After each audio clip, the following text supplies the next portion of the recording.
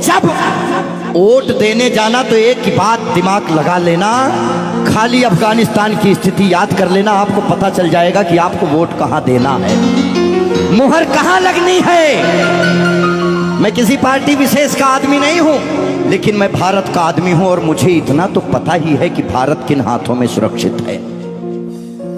इसीलिए ध्यान से ये जो जातिवाद में हम लोग बट रहे हैं उस पे है कि मन की हल्दी घाटी में राणा के भाले डोले थे, यूं लगता है वीर शिवाजी चीख चीख कर बोले थे।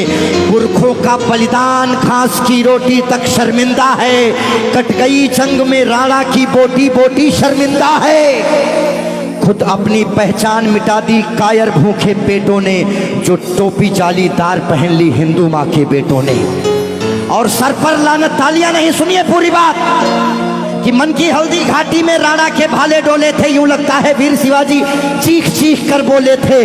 पुरखों का बलिदान घास की रोटी भी शर्मिंदा है, कट गई जंग में राणा की बोटी बोटी शर्मिंदा है। खुद अपनी पहचान मिटा दी कायर भूखे पेटों ने, जो टोपी जालीदार पहन ली हिंदू माँ के बेटों ने। सर पर लानत वाली छत से फिर खुला ठिकाना अच्छा था, टोपी गोल पहनने से तो मर जाना ही अच्छा था। मथुरा अवधपुरी घायल है, काशी घिर गई कराहों से, यदकुल गठबंधन कर बैठा कातिल नादिर शाहों से। मुंह से आह तलक ना निकली धर्म ध्वजा के फटने से, कब तुमने आंसू छलकाए गौ माता के कटने पे। हिंदुस्तान के लोगों जागो, कब तुमने आंसू छलकाए गौ माता के कटने पे। जागे नहीं अगर आज हम, तो ये प्रश्न पीढ़ियां पूछेंगी। हमारे पास दो ही ऑप्शन है, या तो हम अपनी आने वाली पीढ़ियों के लिए चेतावनी बन जाएं या मिसाल बन जाएं। ना हम कश्मीरी पंडितों को भूलेंगे और ना राम भक्तों पे गोलियां चलाने वाले को भूलेंगे। ये वही भारत है, ध्यान रखिएगा, किसी बहकावे में नहीं आना है कि कब तुमने आंसू छलकाए गौ माता के कटने पे। और जागे नहीं अगर हम, तो ये प्रश्न पीढ़ियां पूछेंगी।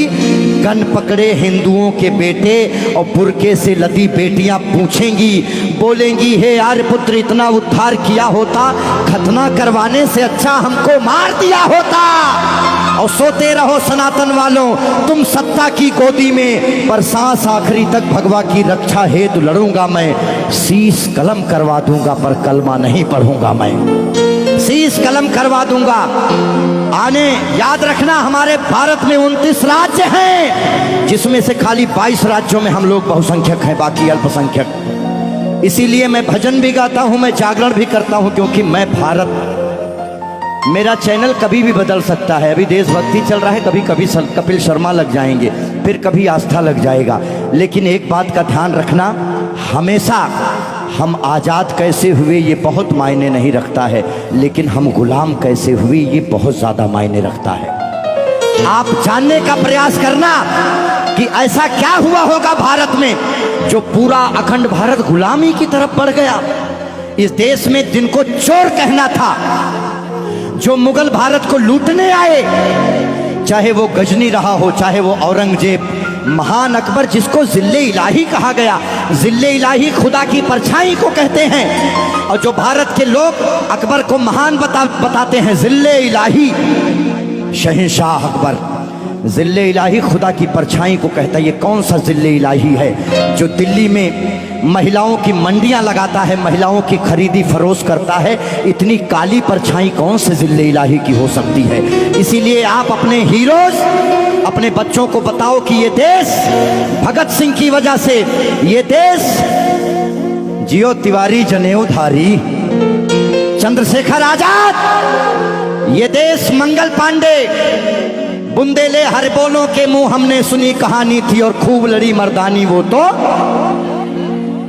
हमारे यहाँ महिलाएं घूंघट करती हैं क्योंकि यहाँ लुटेरे आए भारत में, लूटे, डोलियां लूटे, महिलाओं के साथ दुराचार किए, जिसकी वजह से उन्हें पर्दे में रखा जाने लगा। भारत के लोगों, 2022 का चुनाव आपके सर पे है। मोहर लगाने से पहले सोच लेना कि भारत वाकई में किन हाथों में महफूज है। बाकी आगे आपकी मर्जी। बोलिए भारत माता की।